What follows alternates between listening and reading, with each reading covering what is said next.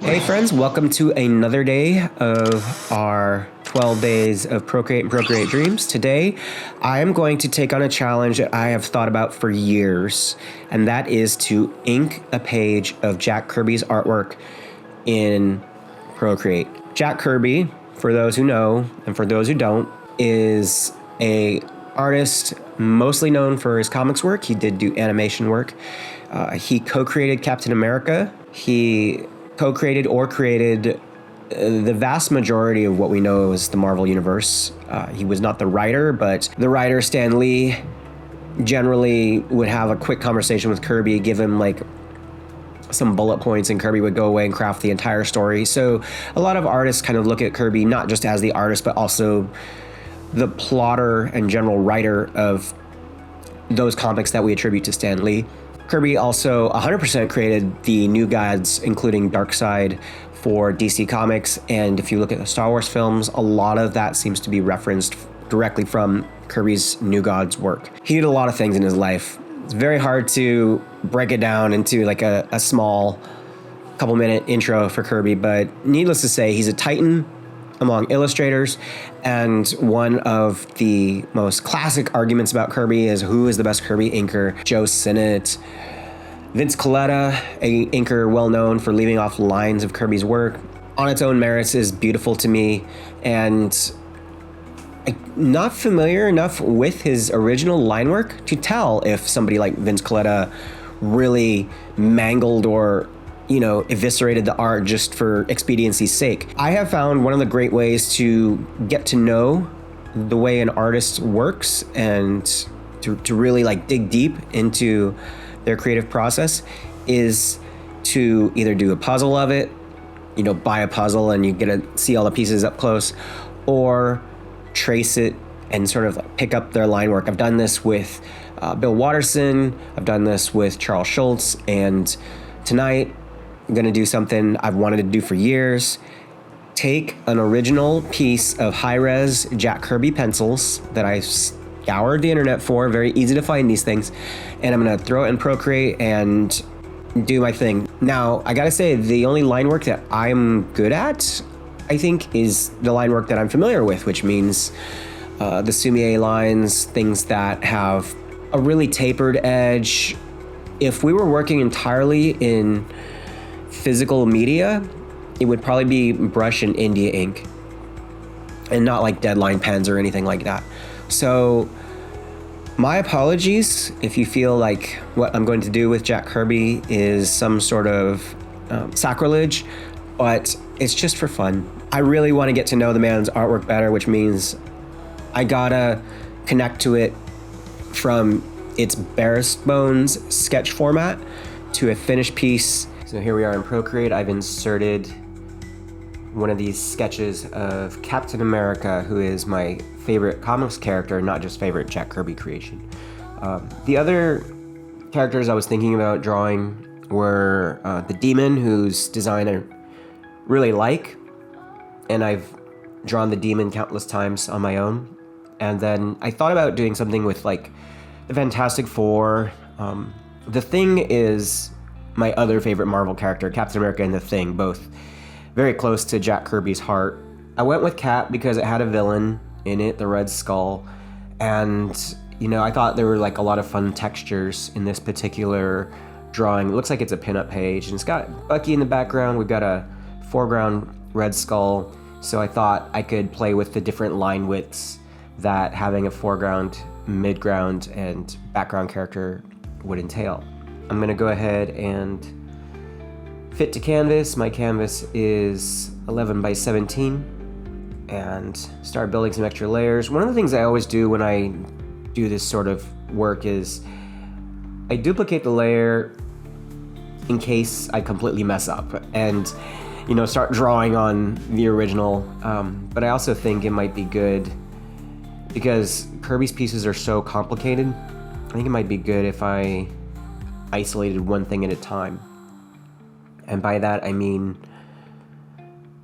having my foreground, background, and midground. This is just a sort of like superstition I have. You don't have to do this. It isn't a rule of inking that you have to eliminate all distractions, but as an ADHD creative as well as an INFP creative, I do get quite distracted, and sometimes you start drawing things that aren't on the plane that you mean to draw them, and by that I mean inking some piece of technology over by the Red Skull's face, or these lines that sort of intersect with his body, even though these lines are bits of the background technology.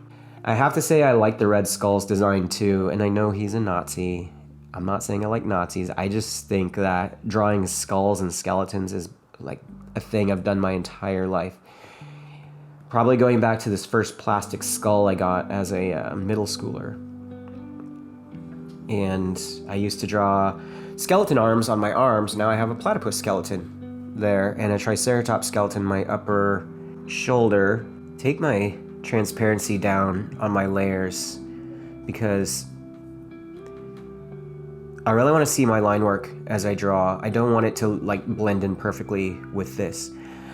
I have not decided whether I'm going to color this or not. I think that'd be a little extra complication. I do kind of want to work the inks first, and then if that turns out like something I want to continue working on, I'll show a colored piece at the very end of this. And then I have my many Procreate imported brushes, and my favorite ones I've kind of piled into Inner World and Overshadow, which are the books in the comic series I'm working on at this particular moment. Overshadow has all my favorites. Slightly rough edging is definitely a favorite. It has 3 levels set. If you don't know how to set a level for a brush size, that's what that little plus icon is for there. You go up here, tap it in an area that doesn't have a line, and then if you hit that, it places that standard ink size there. And this is helpful because if this is my foreground, I want the lines thicker and chunkier, midground smaller, background even smaller. Make sure you're working on separate layer. The tip of my Apple Pencil is from Pen Tips. It is the Pen Tip 3, which is a prototype. They just completed a Kickstarter for this. It was fully funded. There's affiliate links below. I got addicted to these things. They sent me a few types of pen tips, and I have not been able to work without them. Sometimes I'll get a new stylus and I'll try it without the specialized pen tips that I get, and I'm like, no, not gonna do it.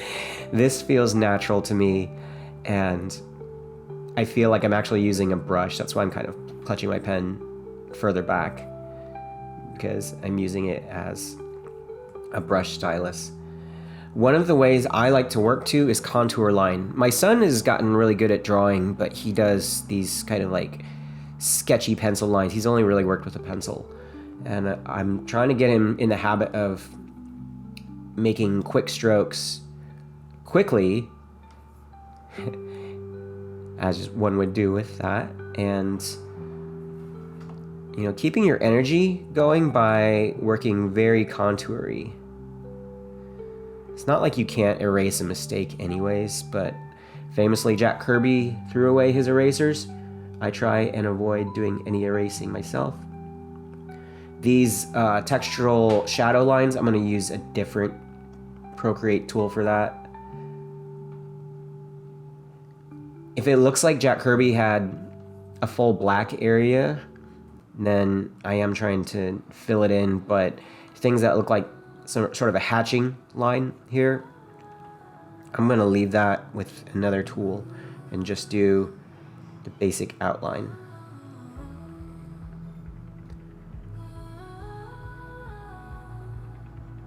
Now, the question comes up, why do other people ink Jack Kirby's work in the first place? One, he's super fast, but two, he felt like it was drawing things twice if he penciled it and inked it. So I think for his workflow, it always worked best to have other people inking. This is a metallic object, and with metal, I'm not as comfortable having these tapered ink lines there, so I'm gonna save that for a different tool and then just quickly hit parts of the skull that I think should be all black. Again, this is a piece I've never seen in reality. As much as I love Captain America and I love Jack Kirby, I've only read the initial Jack Kirby Stan Lee issues, the very early ones. And I've read, I think, his origin story.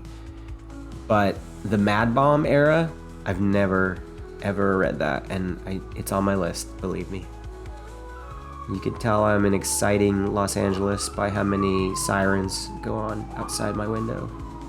You know, one of the things that I'm already picking up by doing Jack Kirby's inks is where I see things like this where I'm not really sure what it's supposed to be. And, you know, other than like a texture line that gives some volume to the skull's wrist, I think it looks pretty cool, to be honest. Speed lines. This is serious business. That gun is real. Let's go in for it.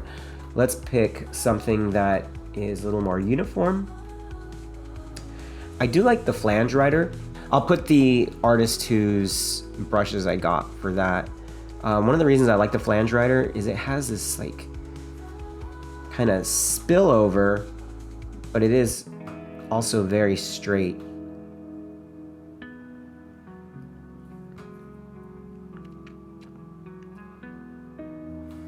And with Procreate, one of the great things is the ability to do quick shape, which allows for these straight lines to occur. The flange rider is not like a completely dead line, but it's not tapered either.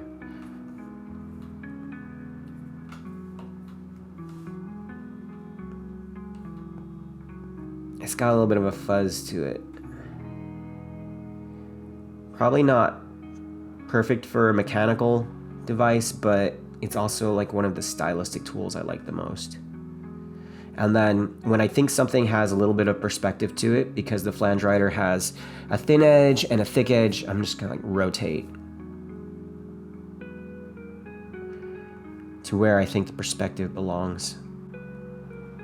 You know, this quick shape stuff in Procreate is absolutely one of the most beautiful parts of the program. There's a lot of things I've stopped myself from drawing in the world, like cars, robots, because the geometric perfection requires you having an interest in getting out a ruler or a compass and making things conform to what's expected. And I like organic fluid shapes.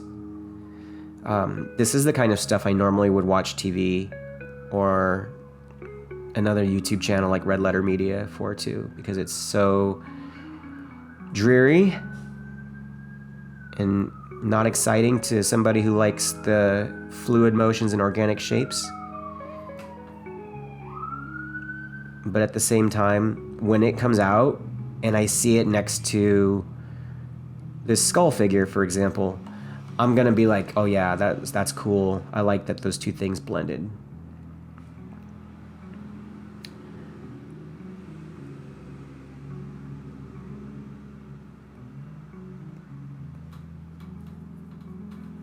Okay.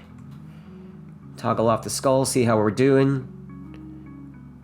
He's there. You know, the gun doesn't have a lot of thickness to it. It looks like a cross between Megatron and Soundwave. It's very strange. So the outer layer of the gun, I'm gonna do this on a different layer in case I mess it up. I think I'll do it all contoury just to keep my line work consistent with what I did on the skull. The interior having the mechanical stuff to it, it's gonna feel like a gun. Yeah, that works much more for me. It feels like it's all one piece now, even though the inner details are more or less straight lines. There's some bleed over there, but I'm gonna let it fly for now. All right, got the skull.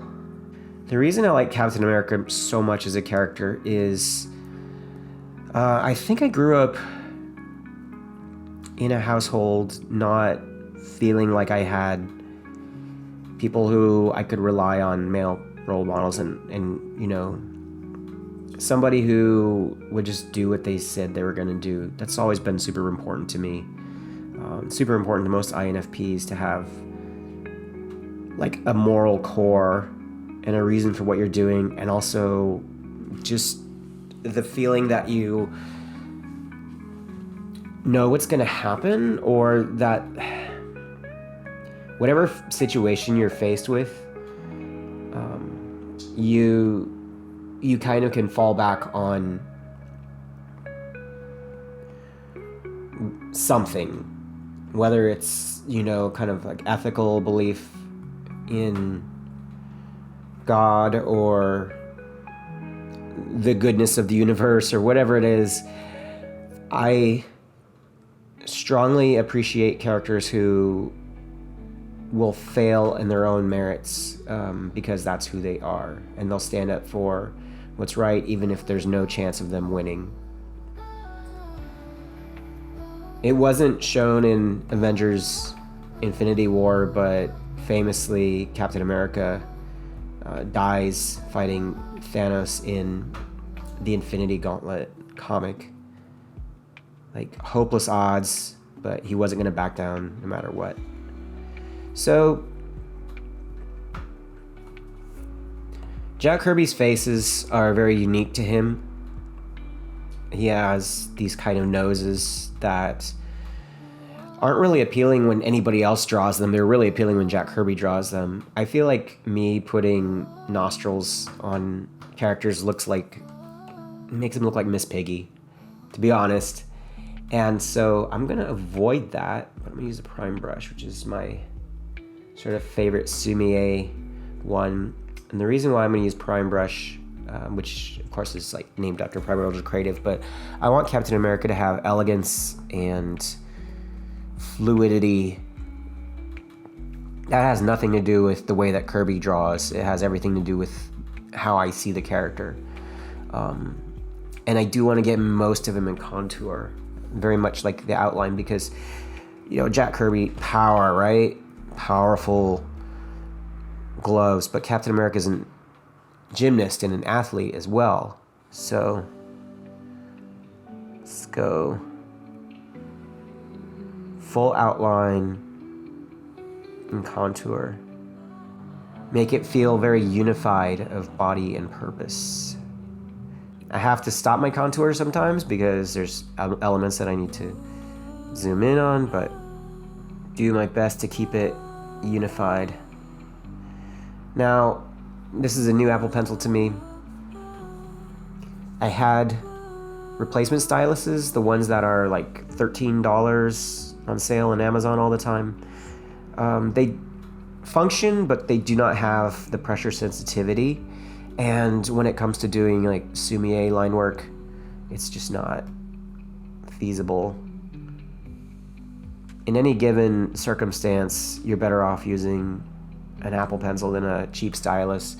But I keep that as a backup because the Apple Pencil gets chewed up by cats, gets lost, and you know, they're around $100 or more to replace at a time. I'm going to save the face details till I'm done with the body.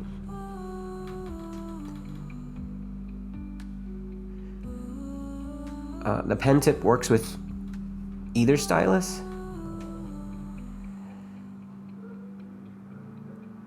but this fluid inking style, it's something I really can only do with the Apple Pencil. I do other things with the cheap stylus. It's actually very good for the deadline work where you don't want pressure sensitivity.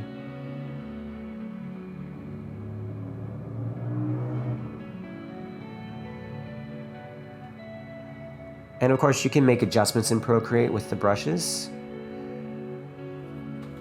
within the brush menu. But I kind of like to keep them the way they are rather than have, you know, one set of brushes that work with one kind of cheap stylus and one set of brushes that work exactly the way they should work with the Apple Pencil.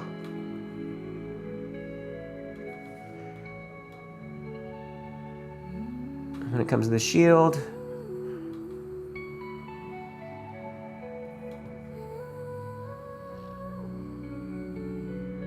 great for our quick shape, concentric circles. I'm aware that they're not conforming exactly with what the original is.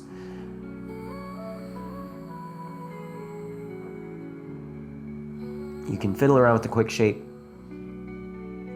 as needed, but I don't think it's like that big a deal on a shield.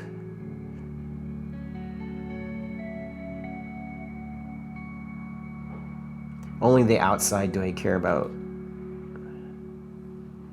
This interior stuff. My understanding is Jack Kirby sort of eyeballed his perspective anyways. There's a lot of stuff that doesn't make sense with what we know of as reality.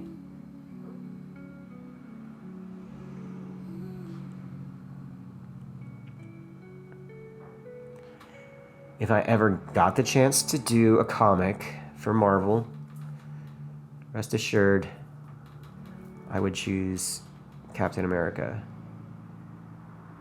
or some form of the X-Men, because I've had my dream X-Men lineup in my head for quite a long time. Let's turn them off and see what we're working with. Now, the chunks that I've overlapped that don't make any sense, like the interior of his torso that goes into his shoulder, I'm going to switch my exact tool I'm working with, the prime brush, with the eraser by holding it long, and now my eraser is also my prime brush. If you erase with just a general eraser, it's not going to have the same line. It's going to really stand out. Not closing up lines is something that I'm okay with, because the fluidity of a pencil, to me, should have that. Let's see, compared to the gun, we got some overlap. So on my cap layer,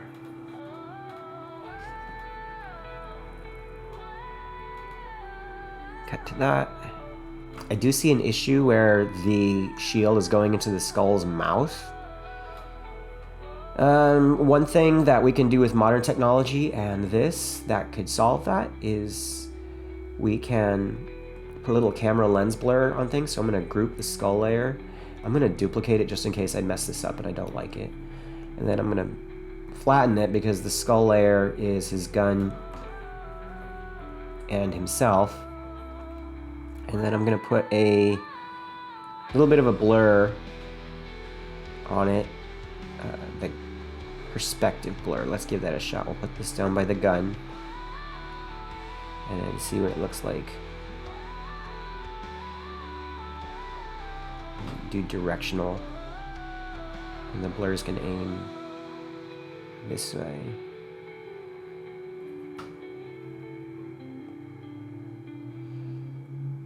Kind of works for me. Let's turn off this and see. What I can also do is distort the skull so his teeth are a little bit away from the shield, and then I can make adjustments down here. Yeah, making changes to Jack Kirby's original artwork, no matter how microscopic, is a faux pas in some circles. I'm going to use distort to keep things. So we've got a little bit of a blur against the shield. We'll come back to this. We still have details in Cap to fill out. I really want Cap to have the most texture and be the thing that really catches the eye the most in this drawing. So keep his line work on one layer so we don't mess it up. And then things like his chainmail and his stripes, these are all thin line pieces. I love drawing chainmail. I think it's so cool, and I think it's so cool that he wears chainmail. I think it makes him look like a knight. But since I used the flange brush on Skull's gun, and that was metal, I'm going to go ahead and stick with the flange brush here. Just for the chainmail pieces. For the other interior pieces, I might use something totally different. Like the chainmail on the blue part of Captain America, I'm not sure if that carries through to the stripes part of his costume. Which is probably why they simplified it so much when they made the movies, instead of having, you know, wings come off his head and stripes and things that on a real person look kind of cheesy. In the comics, they just look amazing. One of the first Marvel things I got into was Secret Wars, because it had toy line that came with it. So there was Doctor Doom, Captain America, Spider-Man. I remember getting Captain America and Falcon toys.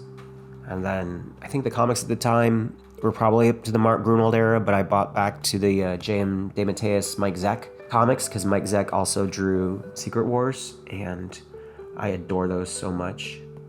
1946 poster ink, that is so specific. And so of the era for Captain America, I'm going to give it a shot for all these other details. And I think I need to do this part of his torso so I stay consistent where I actually finish the line work. If I don't stay consistent, it's going to be something I have to erase out at the end anyways. For example, this line. I think Chris Evans plays Captain America perfectly in the Marvel films, and you know, one of the reasons we have fictional heroes is because reality is pretty difficult for most people, and at any given time a person will abandon their moral code in favor of expediency, and you face difficulties that are just like beyond what you think you can handle. And I don't know how many times I've been in some sort of like fit of depression and thought of, you know, Sam and Frodo on the side of Mount Doom, and Sam pulling Frodo up. The part in Lord of the Rings where Frodo has been captured by Shelob, is like in this weird trance state, and he gets a vision from Galadriel that has him get up. Now, the problem with the fictional characters is that the situations they're in are written by people who also have a way for them to get out of it. You know, in real life, situations might have no resolution or no right answer or nothing that's going to benefit you in the end. So the Marvel characters like Spider-Man, the X-Men, you know, they tend to, at least when I was growing up, they tend to lose as much as they win, and I thought that was really appealing about them. All right, let's see what we're looking at here with Steve Rogers. I think we needed to take this opacity down a lot so I can see my work better. There you go. I do not like the eyes that I put on him at all. I think they look like someone just traced something. In fact, the whole face in general isn't fluid. It really needs to have the same ink outline as the rest. So I'm going to back this thing up.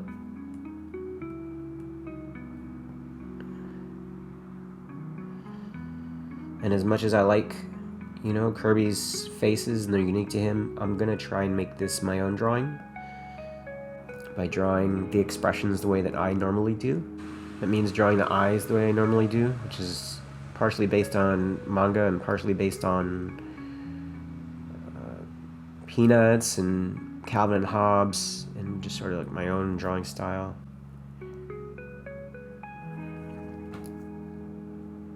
One of the things that movies have always had to work around is that eye holes in costumes just intensify how difficult it is to actually draw these things. You know, does an eye hole contain the eyebrows or not? And if it doesn't, like, how would it conform exactly to a character's eye? If you look at the Batman movies that Tim Burton did, there's parts where Bruce Wayne clearly has like black makeup around his eyes. And there's parts where he takes off the mask and there's no black makeup around his eyes. And I'm thinking specifically the end of Batman Returns. These two little lines here that I'm putting on the nose are things that I borrowed from John Romita Jr. growing up.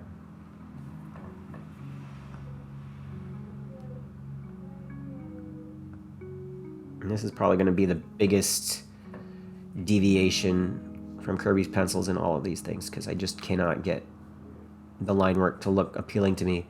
That determination with the teeth is something I borrowed from Eric Larson. It wasn't like a huge influence growing up, but I felt like Savage Dragon was the best of the Image comics. And, you know, Eric Larson definitely borrows some Kirby's power.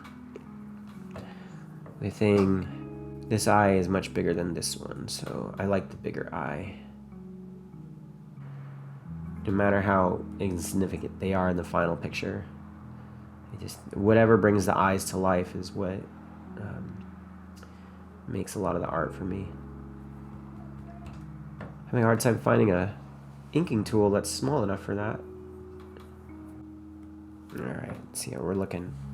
Cap in the skull. As far as this other material, I'm definitely going to put shading in.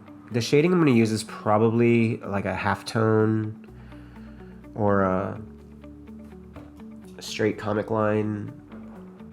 The shading I'm going to use is going to be this line here.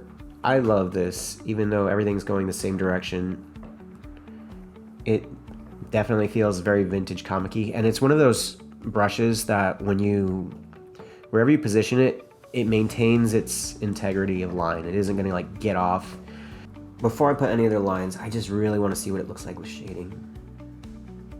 I do things like this to keep me excited about a piece I'm working on, and then I'm like, gotta keep going, can't stop now. Although my issues I already see is that since I've blurred out the skull, the shading's not blurred on him. So I'm gonna do that on 2 separate layers. Everything about the skull's gone. Let's assume the light source is coming from our heroes, and everything behind the skull is gonna be shady. You can also add in, you know, watercolor grays and things like that. Since that's with the skull, I'm going to do a separate one for Cap that doesn't need to be blurred. And if Becky's jumping through a window back there, then the front of Cap is going to have a lot of shade to it. Every muscle is going to have a little bit. The only problem with the Captain America character, the only problem as far as I'm concerned, and it's not a problem for me, but, you know, just as a role model for kids, he literally got his powers by juicing. And I know there's Vita rays involved, but he was given a steroid essentially. And when you go to the gym and you see people, you know, taking that so seriously, and they're sort of ruining their health so they can look jacked, it feels like a quick fix kind of scenario rather than working hard. Even with a scrawny little body, you know, Captain America, as Steve Rogers, before he got the super soldier serum and the Vita rays, he could have worked his way up to be muscular. Do the rest of Cap with this tool. Whatever's closer is going to get thicker line. By putting toes in, it implies he's wearing these like soft pirate boots instead of military boots, anything thick, but I'm gonna leave it. The sort of other fiddly stuff, the minimalist in me says one line will do to imply a muscle rather than multiple ones. I kind of come from the Alex Toth school of illustration. Minimalism is the way to go for sure. The less lines it takes, the more you can draw, for sure, but also it's like, I'm not Jack Kirby. The more detail he puts in, the more we fall into his world. The more detail I put in, the less you fall into the world. The more you go, hey, that ain't right. That doesn't look like it's supposed to look. For example, this fist and these fingers, the way that I interpreted the detail, it looks like there's something in there. It just feels wrong. It's not what I want. I want you to think it's a big old fist that's gonna kick the crap out of the skull. Also, there's more detail going on over here that I missed. Cap's blue part extends down his arm and then stops and it's white. We've got to do Bucky, and we have to do the background elements. So I'm gonna go ahead and fast forward through all of that. So wrapping up the choices I made for the rest of the piece, I decided that I really wanted the emphasis to be on Cap. I wanted him to be the most colorful, most detailed character in the scene. So when it came to Bucky and the background, I just kind of scribbled him out. He does not have the definition that Cap has at all. And in fact, when I added coloring layers, I put a sort of warm light effect on everything that's behind Cap, and then I put the skull in shadow. The colors I sampled directly from an American flag, so whether or not it looks exactly like Captain America's colors as you see in the comic, they are sampled from the authentic American flag. And then my final round of creative decision making involved taking that color piece into Lightroom and applying the vintage effects, the very same ones that I would do if I was working on a photograph. So that's my Captain America piece. I know it deviates a lot from Jack Kirby's pencils. I think the choice I made that's the best for me is that I made Cap almost this angel with, you know, a little bit of a glow around him. He has all the correct colors. He has the bold black lines, whereas the skull is definitely muted, darker colors in shadow, and Bucky is in the background. His lines have that warm glow that sort of makes the black not black, and he fits in with the background. He's just a sketchy memory. Cap has to be the central focus, and also just from photography, I know that you're gonna have to pick something to focus on, whether it's the foreground, midground, or background, and in this case, it's gonna be Cap. Thanks for watching. Check out the rest of my videos. There's gonna be a lot more Procreate and Procreate Dreams tutorials on the way. Talk to you next time.